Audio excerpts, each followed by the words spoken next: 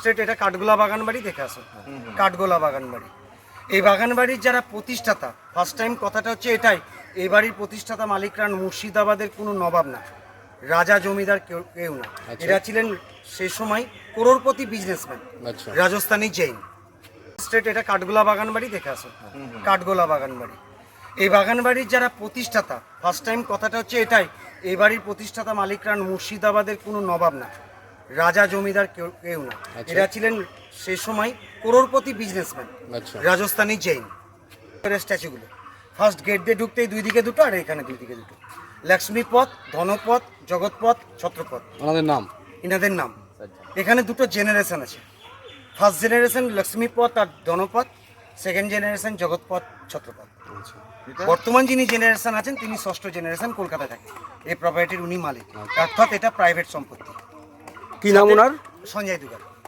এই টিকিটের পয়সা থেকে বাড়ির মেনটেন্যান্স হয়, স্টাফের মাইনা পে হয়। 1780 সাল, সিরাজ মারা গেছে 1757 সালে, পলাশির যুদ্ধ। সিরাজের 23 বছর পর এই বাগান বাড়ি তৈরি হয়। মানে এরা 1780-তে রাজস্থান থেকে বিজনেস করতে মুর্শিদাবাদে আসে। আচ্ছা। তো মুর্শিদাবাদের তৎকালীন নবাবের কাছে 1200 টাকায় 260 বিঘার জমি, 87 একর, 1200 টাকা এই জায়গাটা কিনেছিলেন তখনকার দিনে। তখনকার দিনের 1200 টাকা মানে এখনকার দিনে বিশাল ব্যাপার, বিশাল ব্যাপার। সেই তখনকার দিনে কিনা হয়েছিল লিজ নামা, 999 বছরের কন্ট্রাক্ট। সেই লিজ আজকে 244 বছর সবে চলছে। এখন অবধি হিসাব করলে 750 বছরের বেশি লিজ বাকি আছে। কাঠের বিজনেস দিয়ে স্টার্ট করেছিল, আমবাগানের বদলে গোলাপের চাষ হতো, তাই গোলাপ এবং কাঠকে যোগ করে বাড়ির নাম রেখেছিলেন কাঠগোলাপ ফুলের বাগান বাড়ি।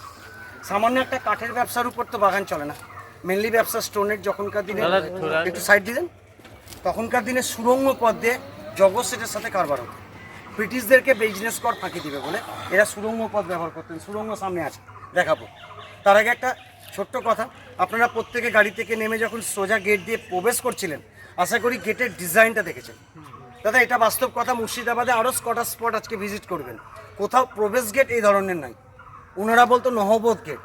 ভিভিআইপি পার্সেন্ট ব্রিটিশ জমিদার নবাবরা গেট দিয়ে প্রবেশ করতো, উপর থেকে ছানাই বাঁচত তাদের সম্মানে। কিন্তু দাদা এখন তো নবাবী যুগ নাই, তাই নবাব গেছে মোড়ে, হাতিও গেছে সরে।